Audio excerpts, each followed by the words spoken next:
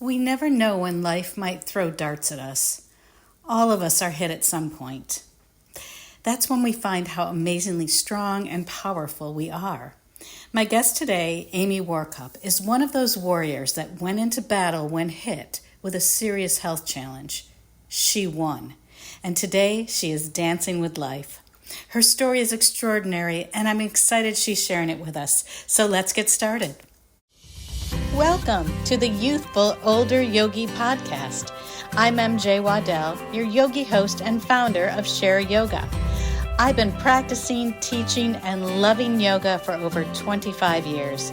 I'm an advocate of movement, creativity, and staying healthy in mind and body after 50. And so are my guests. It's never too late to start, and there's a lot of healthy years ahead. So let's start now. Hi, everybody, and thank you for tuning in to the Youthful Older Yogi. I'm MJ Waddell, creator and founder of Share Yoga, and I'm so excited that you're listening or you're watching today. I have a wonderful guest. Her name is Amy Warcup. Amy is a multi-talented, creative, passionate human, and there's so much we're going to dive into. I met her, I was living in Rochester several years ago, and I taught at a club, and she was also part of the club where I taught. And I remember I was really admiring her dedicated practice and her kindness. So I'm so glad we've reconnected. And among what part of her many, many titles, she's an associate professor at the Community College of Finger Lakes in upstate New York. She's been part of their massage program. She's also part of the Health and Human Performance. We're going to dive all into this. And also she's a New York State licensed massage therapist in shiatsu, reflexology, deep tissue massage, therapeutic, and all things massage. Amy's your girl. So Amy, thank you so much for being part of the podcast and dedicating your time and wisdom. I'm happy to have you here. Thank you so much. Yeah, let's get right into it, Amy. So tell our listeners how you found your way to yoga, or yoga found its way to you. Originally, in the very beginning? In the very beginning, yes. Wow. So I actually took a yoga class when I was an undergrad in college, and it was a very, very gentle class. I remember just enjoying it back then. I don't think it was something I really thought of that I would, that would become such a large part of my life. But then a couple of years after I graduated from college, I moved to Buffalo, New York. And there was a little new age store that I used to really love to go to that had a lot of stuff about chakras and astrology and all that stuff that I was really, really into even back when I was only 22 years old. And they had yoga there, and I signed up for a series, and it was in Iyengar style, strict Iyengar style yoga. And I signed up for I think it was like a 6-week series. I was at the time by far the youngest person in the class. And I remember thinking it was a little boring, actually. I was just like, I thought that I would be really into yoga, but I don't know if this is for me. I don't know. It just felt like we just did 3 poses in an hour, and everybody else in the class was very, very serious. And I kind of felt like they thought I was just some kid that didn't know what I was doing. And I didn't know what I was doing. So they were partly right. And it wasn't until probably maybe around 30 years old that I took a vinyasa style yoga class at a health club. It's a health club that's not around anymore. And I loved it. And I just got hooked from there. So I think it was the vinyasa style that originally opened the door for me. And I just could not get enough of it. I loved the way it made my body feel. I loved the challenge of learning some of the poses, but I also loved that there was shavasana at the end, that my body got this reward for moving and the hard work at the end. So I think that's how I originally found it. Yeah, and for people that are listening that have never done yoga, vinyasa is the style where it's breath and movement are combined. So it's a flow. It's a class where you're flowing through posture to posture. And at the end, what Amy's talking about, Shavasana, is at the end of every class, Shavasana means corpse pose, where it symbolizes your death and your rebirth after your practice. So, and it's really like 5 to 10 minutes of your nervous system gets to take a break. You're just lying there and you're just soaking up, and it's like you're marinating and letting your tissues absorb your practice. So that's what she's talking about. And it does feel like a reward. I love that you said that. It is. It's like sometimes I say to my students, I know what y'all came here for, Shavasana. So here we go. And so you've been for many years on faculty at Finger Lakes, Finger Lakes Community College, and with therapeutic massage for about 18 years. And also, you shared with me earlier that you teach a course called Stress Reduction Through Exercise, which I found fascinating. Can you explain what students learn and what they experience in that class? Sure, and I'm actually in my 22nd year teaching at the college, which is crazy. And the massage program, unfortunately, is not there anymore. But I did teach in that for 18 years. So stress reduction through exercise, it's part of my full-time load at the college in addition to teaching yoga. That class has a number, basically there's different instructors that teach it besides just me. And we have a fair amount of freedom in that course to introduce different types of modalities of exercise that can also help to reduce stress. So I include yoga in what I teach there. I also teach many other stress reducing types of exercise, such as Qigong, which I've had some training in and studied for many years. I teach breathing exercises. We do some meditation. I even teach some techniques that the students can use on themselves or on a friend or loved one to help to reduce stress that's not really exercise. Like I teach some acupressure points that you can massage. Those are the same points that are usually needled when somebody gets acupuncture. It's part of traditional Chinese medicine. So I even teach a little bit of that in it. And then we learn the benefits of even things like walking, and especially mindful walking, and walking as a form of meditation. And I do have a segment where I teach some kind of beginner level core exercises too, but I mix in some yogic philosophy in there so it has that stress reducing side of it. Well, I think all exercise is stress reducing. I think that scientifically across the boards, exercise, whatever your modality, is good for you. So Absolutely. I would imagine there's so many students just flocking to take that class. I would be like, yes, I'll take that. It's like, that one actually is really popular. Some of the degree programs actually require that particular class as the phys ed credit. So I think that's part of the reason, but I think even students that can pick any course they want, they see the name and they're like, oh, yep, that's the one I want. I need to learn how to reduce stress, which we all do. Or they might think that's an easy A or pass, fail, whatever, however you score. Yeah. Well, if it's the online class, they have assignments they still have to submit every week. They have to, but they're not hard assignments. It's just more about keeping up with it. I love it. I wanted to pop in to thank you for listening to the Youthful Older Yogi. It's season 2, and I'm so excited to bring you more great guests, education, and ways for you to stay youthful in mind and body after 50. If you love the show and want to help me make it even better, please consider becoming a supporter. You get to choose how much and how often you give, and there's no commitment. And remember, I donate a portion of every dollar I receive to charity. For 2024, I've chosen UNICEF. Just click the support button in the show notes. And just as helpful is sharing the show with other youthful older yogis. Thank you again so much for listening. And now let's get back to the podcast. So about 10 years ago, you shared with me that you were looking for something new and fresh to to add to your yoga practice and things like that, as far as fitness goes. And can you share the many things that you tried and the surprising modality and art that you decided on? Sure. So at that point, 10 years ago, I'd already been practicing yoga for a long time. I'd already been a yoga teacher for a long time. And I knew that yoga would always be part of my life, but I was looking for something additional that could be maybe a creative outlet that would involve movement. And when I was a kid growing up, I always danced. So I think there's this part of me that just needed something. I wanted something extra, something to complement my yoga practice.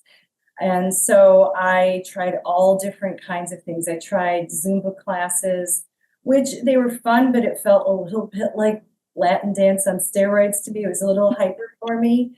It just didn't quite feel like the right fit.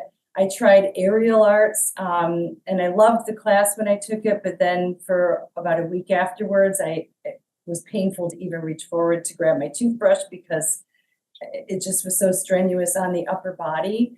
And as somebody who had a massage practice, I thought, well, that might not be so good if I'm that sore all the time and I'm trying to work on clients too. And I also tried a couple of other things. I'm not thinking of what they are. Oh, I tried pole dancing for fitness, which is fitness. That was really hard. And none of them really stuck. And one day I decided to try a belly dance class. Somebody had recommended that to me a few years earlier. And at that time I was like, oh, no, I'm not really interested in belly dancing. Doesn't appeal to me, But I decided at this point to drop in on a class, and I wasn't expecting anything at that point because I had tried so many other things and decided it wasn't something I wanted to continue doing. But I took that one class as a drop-in, and I signed up for the whole session at the end of class, and I never stopped. And I went the obsessed route. I started taking private lessons with my teacher. About 3 months into taking belly dance, I joined a student troupe, and then a year and a half later, I joined a professional belly dance troupe, and that's it. I've been belly dancing for the past 10 years. It's as much of a passion of mine as yoga is. I love that. And also for people on YouTube,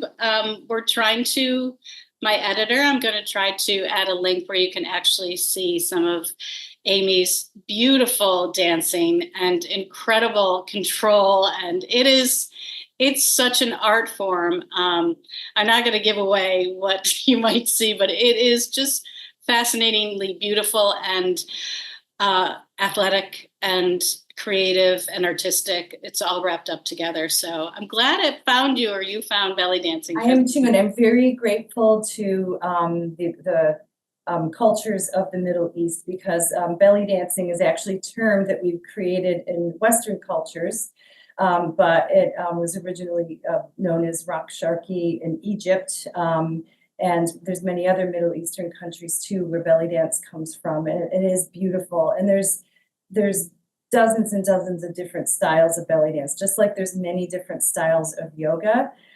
So I really feel like belly dance, it's for anybody. Anybody can try it.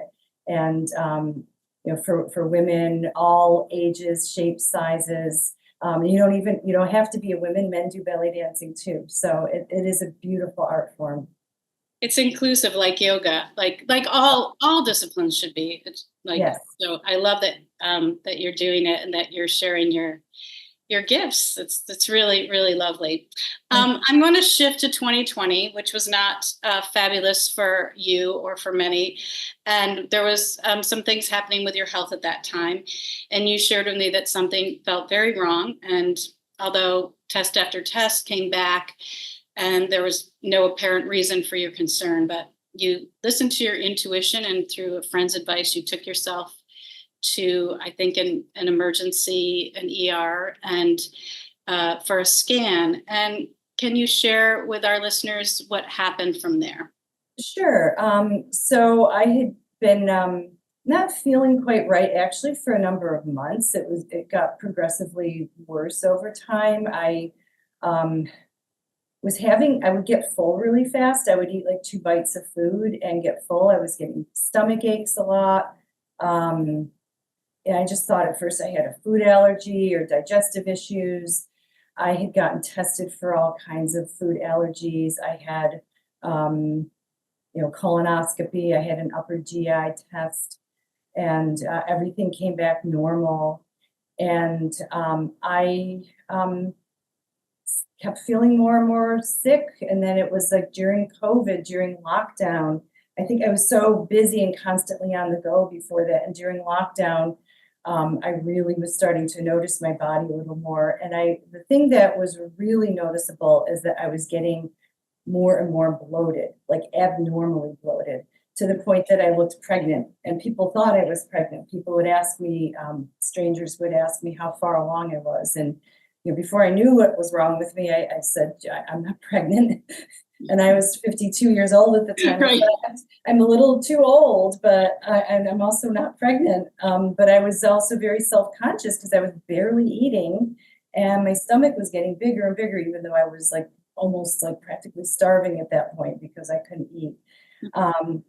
And so everything was in lockdown. Even the doctors were at first. So during that time when we couldn't even go to see doctors was when it got really bad, and my stomach was huge, and it got to the point, and I was exhausted. It was exhausting to even go down the stairs. I spent half the day laying down on my side.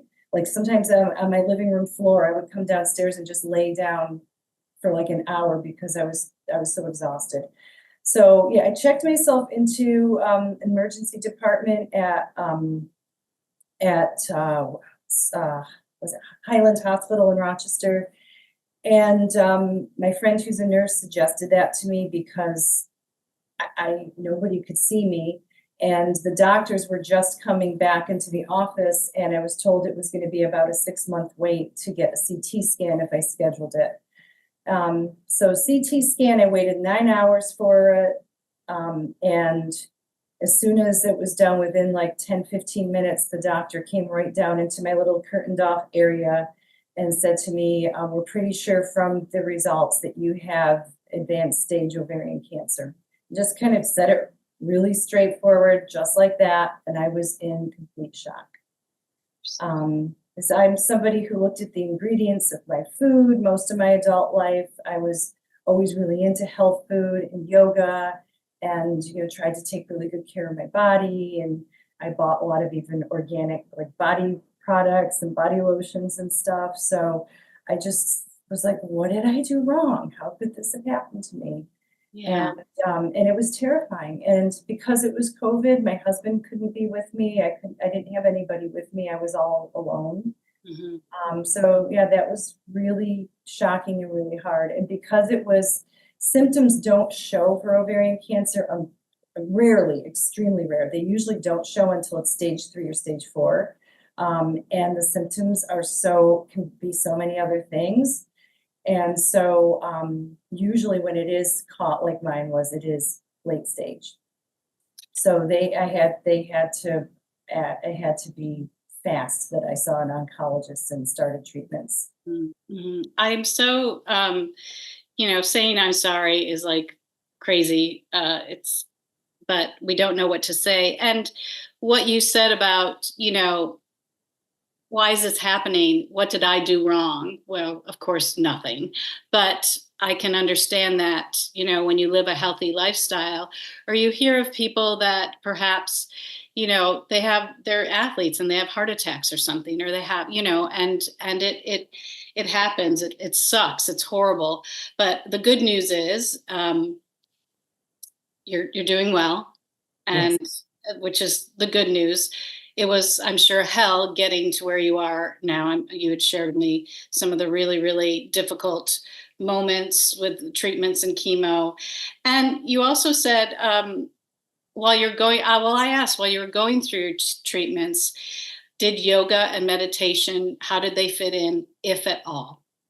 Well, there were some days when I couldn't really get out of bed, where I was too sick to really do much of anything. And I think for a lot of cancer patients, what you've learn, every type of cancer is a different disease and might have a different chemotherapy protocol. But you learn kind of that your body goes through phases during it. So usually for me, day like 3 to 6 after I got my chemotherapy infusion were my bad days. And I kind of just cut myself a break and let myself just be in bed on those days. But I would make myself get up on day 6 or definitely by day 7. I would make myself get up and move, even if just the smallest bit, especially because my oncologist said that the latest research says that moving some and doing gentle exercises is one of the best things you can do during chemotherapy to really help to fight the cancer. And ovarian cancer is extremely deadly, and I'm very lucky to be alive today. A lot of women don't live through it, or it comes right back right after their treatments within less than a year after remission. So I'm extremely lucky. But I knew I couldn't control that I had the cancer, but the only thing I felt like I could control, especially during COVID when we were in lockdown and everything, was my routines, saying, okay, on this day, even if I feel like absolute crap, I'm going to get up. And I couldn't do much, but I would do yoga, and it was an extremely different practice than what I used to do. So I always gravitated towards the vinyasa style yoga, and oftentimes I would do power vinyasa, although I've always loved just like a regular slow flow vinyasa too. But I would say before COVID, 90% of the type of yoga I would do would be the power vinyasa. And sometimes I would seek out the hardest class out there. And of course, when I was going through this, my body couldn't do that even if I wanted to. I couldn't even fathom it. So it was very gentle. It was very meditative. Sometimes it was just being in child's pose and focusing on my breath and just trying to repeat mantras or things in my mind, positive affirmations like, I am healthy. My cancer cells are dying. New cells, healthy cells are growing. Just thinking those things in my mind during my gentle yoga practice. And I couldn't really just sit still and meditate, because when I sat alone with my thoughts in stillness, I would kind of go down the rabbit hole with my anxiety. So I did better with a little bit of movement. And so I could kind of come into that meditative mindset with gentle yoga poses. I'm glad you mentioned that, because a lot of people think meditation is a be all end all, but there are times in your life when meditation just won't work, because especially in your situation, sitting and observing your thoughts was what we do in meditation. We just watch our thoughts, try not to judge, but that's when you're going through a really serious illness and disease, that's all you're thinking about. So I'm glad that you said that, but the movement, it's the meditation of the movement. And just like the class that you teach, it's, stress reduction, it's like through exercise, whether doesn't have to be robust. It can be a walk, it could be child's pose. And I'm glad that you mentioned that. And I'm so happy that you're on the other end of it. Thank you. And actually, I did take walks every day that I felt well enough to. Yeah. No matter what day of the week, or not no matter what day of the week, no matter what time of the year it was. Yeah. Yes. And seasons. Yes.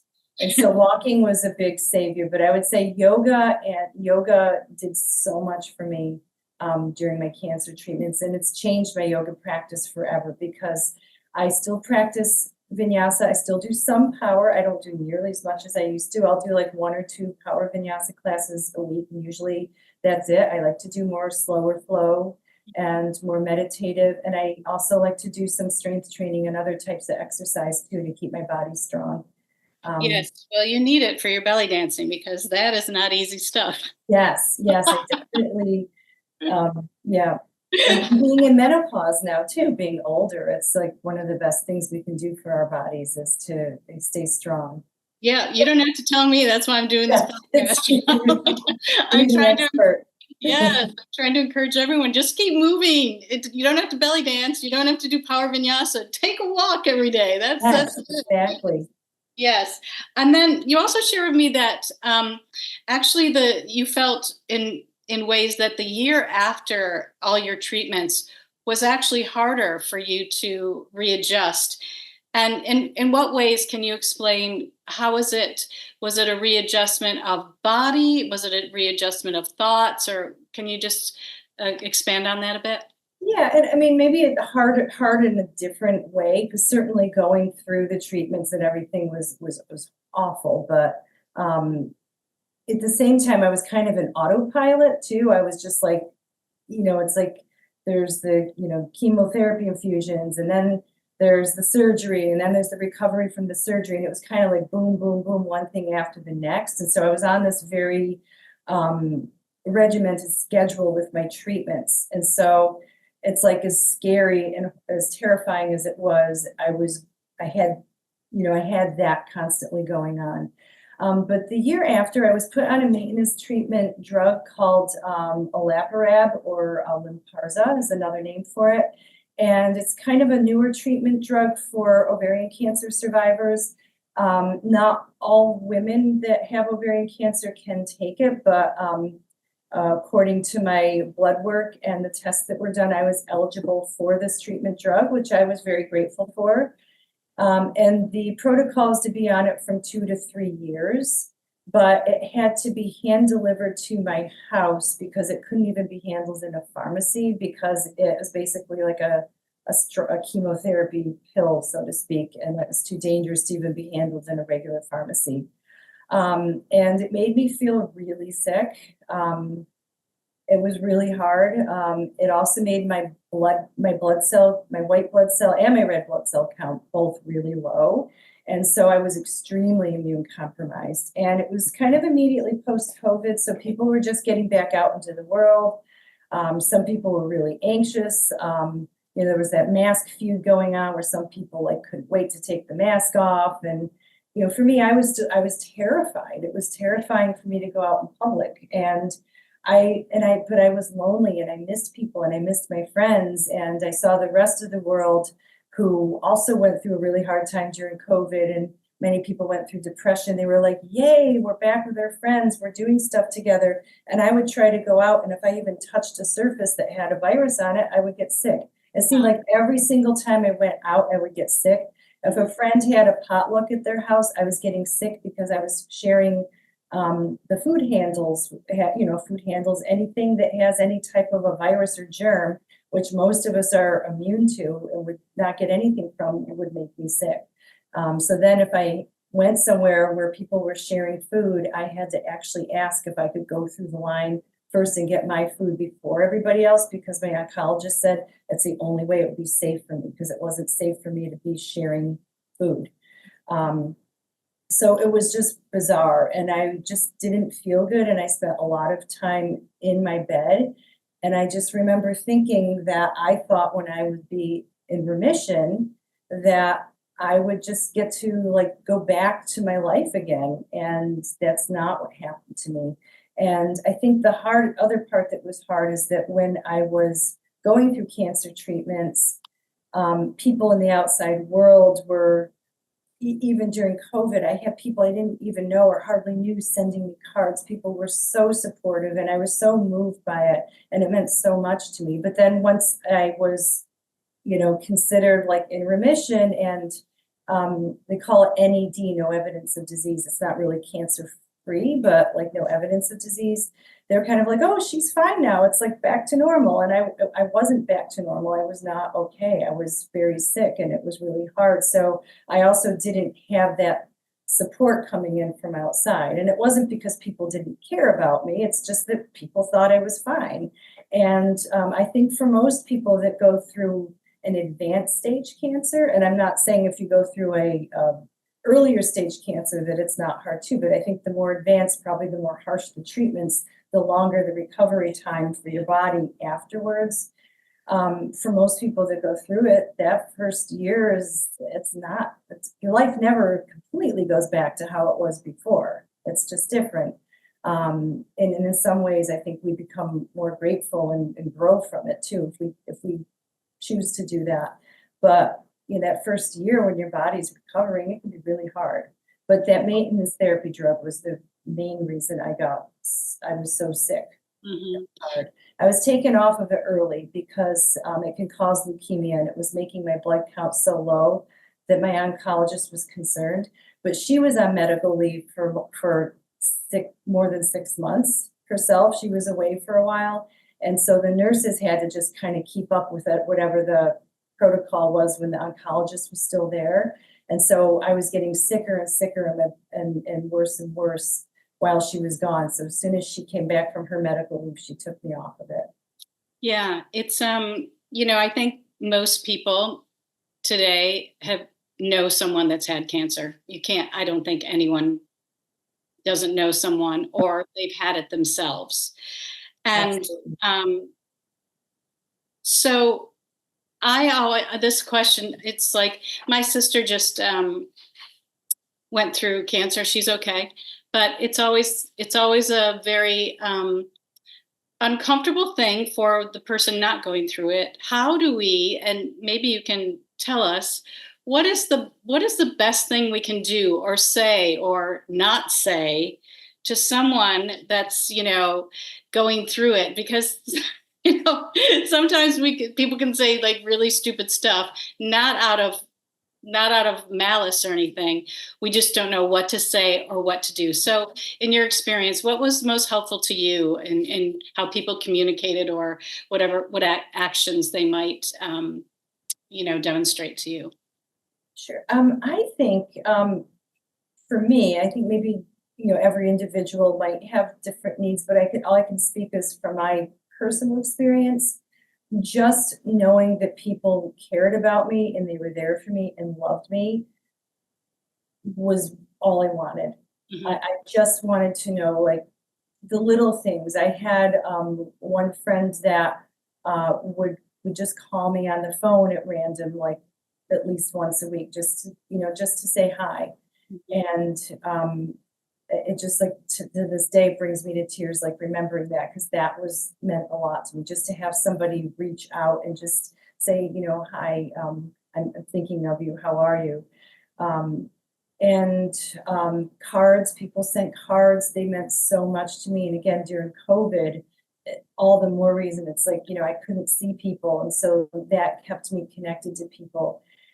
So I think just being there, just being a support is enough. And I understand that. I think the hard part for people is that they felt helpless, because they didn't know what to do and they didn't know what to say. And really just saying, I love you, I care about you, you, I'm here for you. Um, I guess you could say, what can I do for you? But sometimes I have friends that they didn't ask me, what can I do for you? Because sometimes I didn't know what to say. I had a friend who was really good at cooking, and she said, I want to make you a meal. And I was like, kind of like, oh no, I don't want to stress you. And she said, no, I want to do this. It would make me happy to do this for you. Please let me do this for you. And so I learned, as the person who was the person going through cancer, to let people help me, because they wanted to do something and it made them feel better. And so I then told her, well, a few days after chemotherapy, all I want is just very bland food. And I named a few things, and she would bring over meals for me. And that meant everything. My husband was trying to take care of me, but he was trying to do everything. And then he was working, and it was during COVID, and he was trying to learn how to teach online. And so it helped him too. So all of those little things are so meaningful. The other thing too, is most people that go through cancer treatments, it's going to last at least like, a good 6 to 8 months, sometimes longer. And what I found is that those first, like maybe couple of months when it was brand new to everybody, I almost got overwhelmed because I had so many people reach out to me. And it's not a complaint at all. I was very moved by it, and I loved that people were so caring. But I couldn't answer everybody's messages. I couldn't remember who messaged me. Sometimes I was like not feeling well. Sometimes I was in a state of depression and I just, couldn't talk to anybody. But then near the end of my treatments, there were very few people I heard from still. It was just a few. And some of them were my close friends, and some of them were actually people that I didn't even know that well, that were in some cases other cancer survivors. And so I think another piece of advice is, that checking in, remembering the person, like 6 months out, is something I think that's very meaningful. Yeah. Well, thank you for that. And I think that's another reason I wanted you on this podcast, because of your experience. Well, I'm sorry you had to go through it, but there's, many people just don't know what to do. But I think just saying, what can I do for you? Might not be anything. Might be just sit with me, or just listen, or just check in, or whatever. So it's very valuable to know. And I think also, like, when people have a death in the family, everyone is right there all the time. And then after the funeral and everything, it's like crickets. That's when It's the same kind of thing. Yeah, that's when that's when the heartache, that's when the real pain starts, and the real adjustment, just like your cancer, like the adjustment. And so, and it's just valuable what you're sharing with us. So I appreciate that. I want to. Oh, sorry. I understood, because people are busy and they have their lives too. And especially, like, people were like coming out of COVID and stuff. So it wasn't like I was just like, geez, where are these people all No, forgotten? I understand. It's just really noticing that, like, sometimes I felt like I needed people more later in the process than early.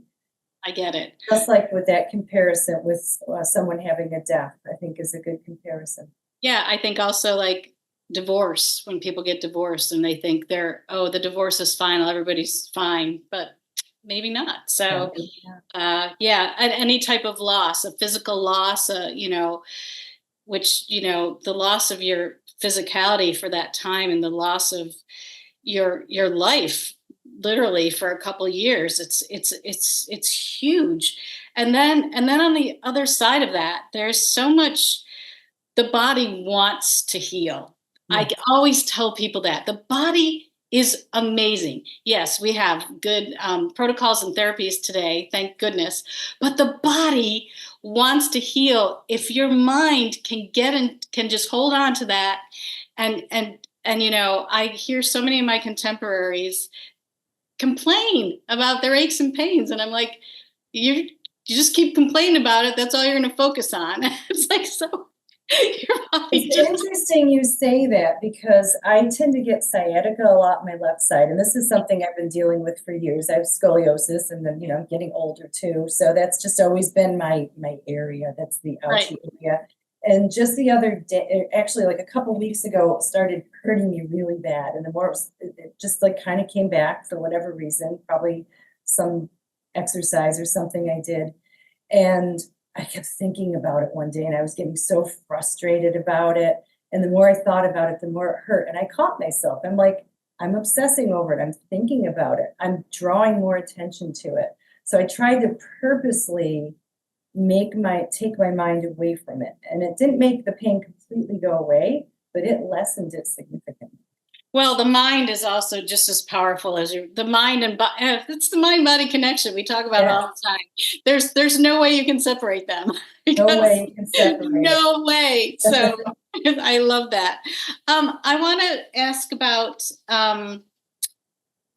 since we're talking about, after you went through all your treatments and you started your belly dancing again, and I know I'm a performer. I've been a performer my entire life, and I wanted to ask you, and sometimes I've had injuries or whatever, not a cancer thing, but when you start to begin again, how was that restarting your belly dancing or your yoga or whatever? And also, I wanted to ask you, do you get nervous? Because I still get nervous before anything, and I just wanted to ask if you get nervous and how you deal with it. Okay. Do you want me to answer the first one first, or how it was getting back? Like when you first went back to belly dancing, I'm just, from my experience, when I have to start over, it's like, oh, I have to start from the beginning again. When you may have been very advanced. How did you handle that?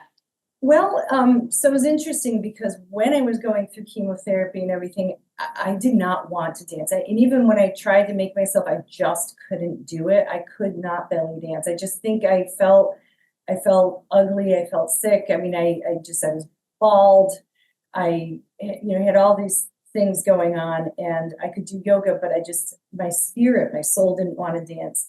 But when I was in remission, even though I was sick from that chemotherapy pill, I did want to get back into dancing. And I started, actually, my big inspiration was a teacher named Aziza of Montreal, who she teaches online, and she had an online studio before COVID even happened, for a few years before COVID happened. And a couple of my fellow dancers recommended like how amazing her online classes are. They said you can like do it in the comfort of your own home.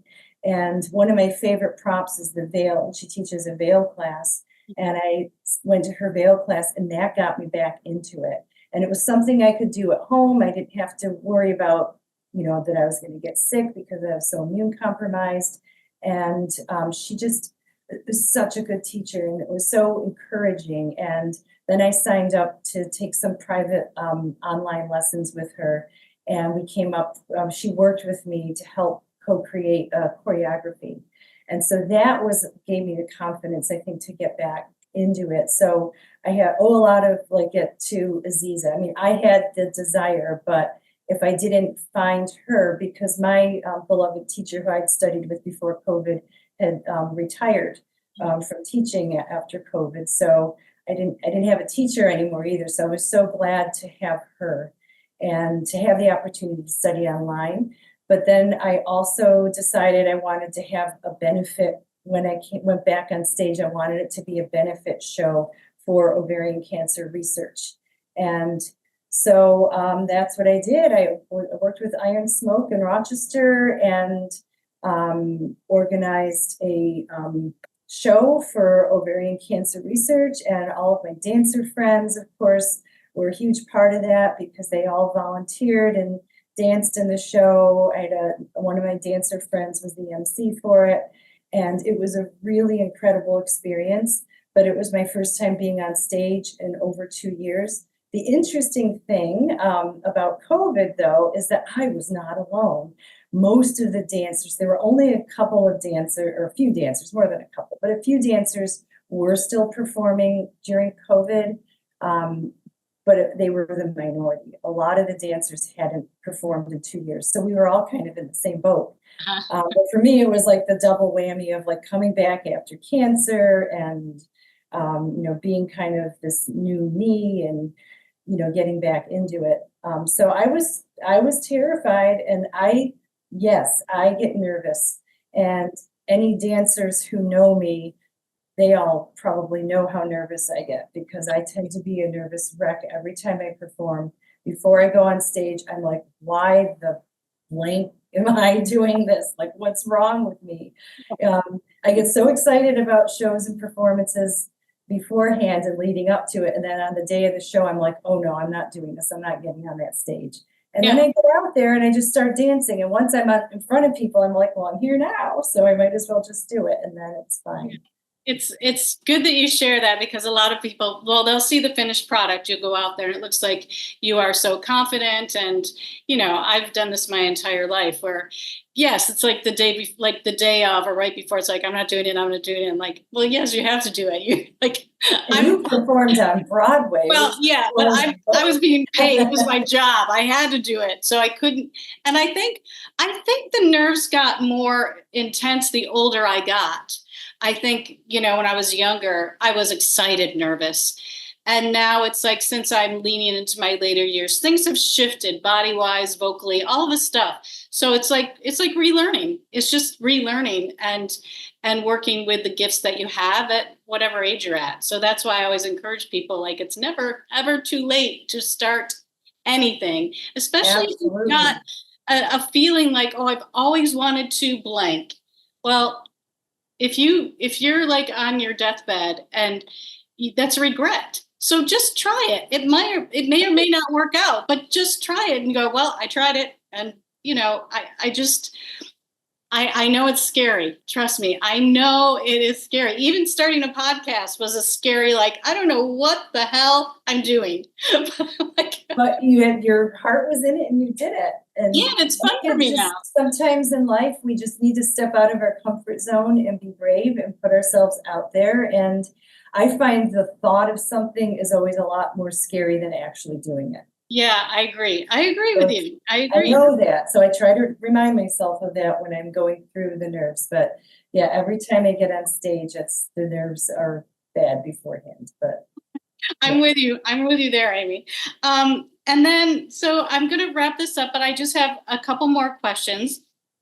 I ask all my guests how they feel about aging. I think you're not 60 yet; you're in your 50s somewhere. And I always ask if there's been any changes, not just physically, but any changes mentally or your outlook that you've kind of recognized as you lean into your later years. yes, I'm 56. Um, I don't know if this is just from getting older or because I went through a near-death experience too. But I look at life very differently. I used to look at life like, what does the future hold for me? What do I want to, be someday? And now it's more like, what do I want to do right now? Because we don't know if someday is going to be there. We don't know how much time we have. And so, what is it that means something to me right now? And sometimes it might just mean slowing down or just enjoying, smelling the flowers and taking a walk. But I feel like the value of the present moment is something I pay more attention to than obsessing over the future. Because when I was younger, I think I was always in my head living in the future. I was always thinking of like, what am I going to accomplish? What am I going to do next? Where do I want to be next? And I do that a little bit, but it's more like, okay, if I set a goal for myself, I'll think more like, is this something I want to do next year? Or, why am I putting it off? Without putting pressure on myself either. So I think my concept of how I view time and where the space I live in my mind is very different like that. I when I'm having a bad day or maybe somebody does something that, kind of pushes a hot button or something like that, I stop and think to myself now, I'm more apt now to stop and think to myself, is this worth getting stressed over? Because stress is one of the things that can put you at higher risk of cancer coming back. So part of it for me, it's like if I want to have a healthy life, I need to reel it in every time something's stressing me out. I need to always bring it back to my health is not worth it, whatever it might be. It doesn't mean that stress isn't going to happen. It doesn't mean I'm not going to get angry or sad or cry because these things are all natural parts of the human experience. But I can also give myself that perspective that if something happens, it's, somebody else does something towards me, it's about them. It's their issue that they're doing that. It's not me. And I don't think I always used to look at stuff that way. I used to get very much like, what have I done wrong? Like, I would get very upset if I thought, well, someone doesn't like me or I upset somebody. And, I still don't want to upset people, but, if I haven't done anything and somebody, says something or does something, I'm more apt to just let it roll off my back because it's not worth my life to be stressed about it. And it's more important to me to surround myself with positive energy. And if something doesn't feel right for me, I will walk away now. I always do that. Yeah, I think as we age, we just get more discerning on what's right for us. We know what's right for us with people, with circumstances, with whatever. I think in seasons of life, I think in your 20s and 30s, you're always thinking about the future. Yes. I know who was. I had goals. I'm like, I'm going to be on Broadway. I'm going to do this. I'm going to, and I did. But, and now it's like, oh, I take my time. Like, what do I really want to do next? Like, so that's not, and again, no, that's not pressure. And that actually I find the joy in now, instead of, I mean, that was hard work. It was joyful work because I loved what I was doing. I loved but I was reaping the benefits of the hard work, which I think a lot of people want things, but they don't always understand the work and the dedication and the commitment that it takes to really get something that you really want. And then on the other hand, I think, but if you really want it, then you'll really commit to it. So everyone's different, but thank you for answering that question. And what's your current favorite yoga pose right now? Do you have a gosh. Like if you were to get I up, have some that have always been my favorites. I mean, I've always loved pigeon pose just because it just feels so good. I just love it. I love the way that feels for me. Oh gosh. Well, pigeon pose, yeah, that's. I don't know. I would say, I don't know if I'd say that's my only favorite one, but it's certainly one of my favorite ones. And I love reclining hero pose. And that wasn't always my favorite, but it stretches out my psoas muscle and it helps my low back pain.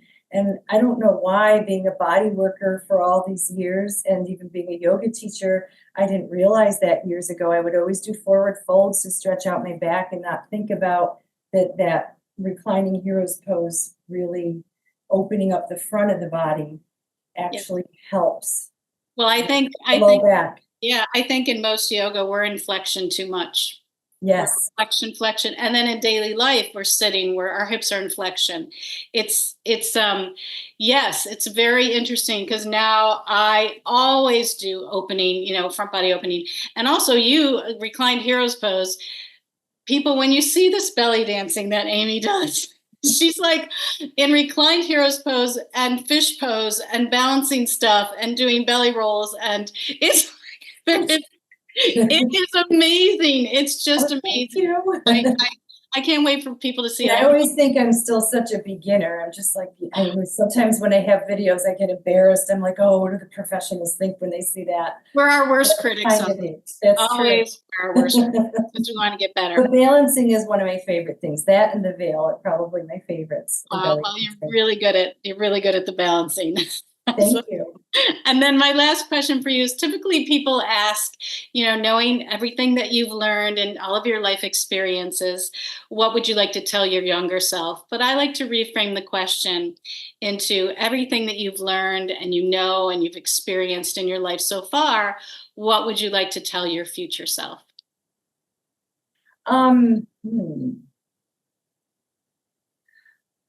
A hard question. I know. Well, I didn't put it on I usually, full transparency, everybody, I always send an outline to my guests. So I make sure the questions are, okay for them, but I never tell them that I'm going to ask them this one. Can you say it again? I'm sorry.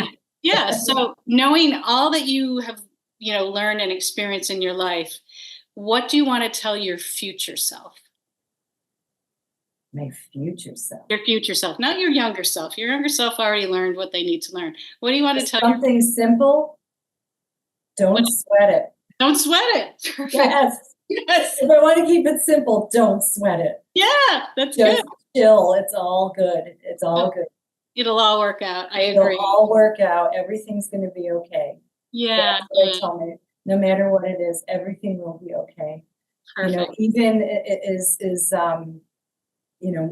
morbid as this may sound, even when the day comes when I die, because the one thing about the human experience that we all do know is that we all will die someday. And it's terrifying because, we don't exactly know what's going to happen to us. I know there's different philosophies and religious beliefs and stuff, but most of us, we're terrified because we don't know what happens. But I just always, even with that, try to tell myself, I'm not ready for it. I have a lot more I want to do in this life, so I hope it doesn't happen. But when it does, even that, it's still going to be okay. Yeah, well, you're obviously still here for a reason, Amy, and I appreciate that you have shared so much, so many personal things on this podcast. I think it will, whoever listens, it will resonate because all of us have known someone that has cancer, maybe had cancer themselves, and your words of wisdom and how we can help others that are going through, difficult times, not just illness, but, people are going through some tough stuff. The Oh, traumatic effects of the pandemic have not just disappeared at all.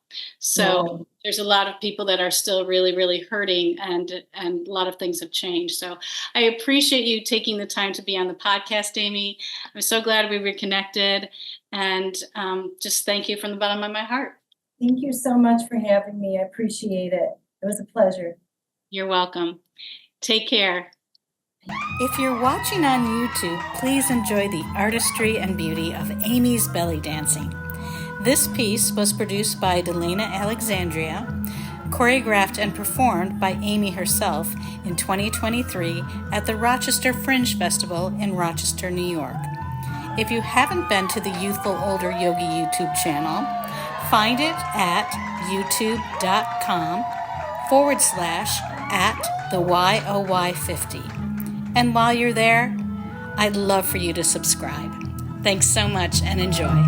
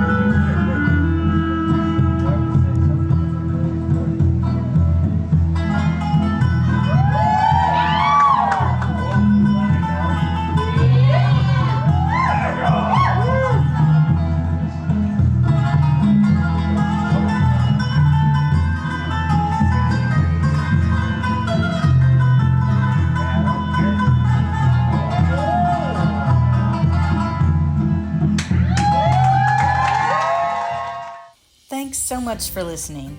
For more youthful and healthy information, subscribe on my website, shareyogawithmj.offeringtree.com, and receive my monthly newsletters. Or if you know how to navigate social media, find me on Facebook /Mary Jane Waddell. That's Jane with a Y, Jayne, and Instagram at Mary Jane Waddell. Remember, Jane with a Y. This podcast would not be possible without the help of my editor, Dan Jones from Cocoa Beach Productions. You can find Dan at cocoabeachweb.com. And of course, thanks to my generous guests who share their time and youthful wisdom. Remember, the Youthful Older Yogi podcast is presented solely for educational, inspirational, and entertainment purposes. It is not intended as a substitute for a physician or other qualified professionals. Okay, yogis, stay well, stay youthful, and keep sharing yoga.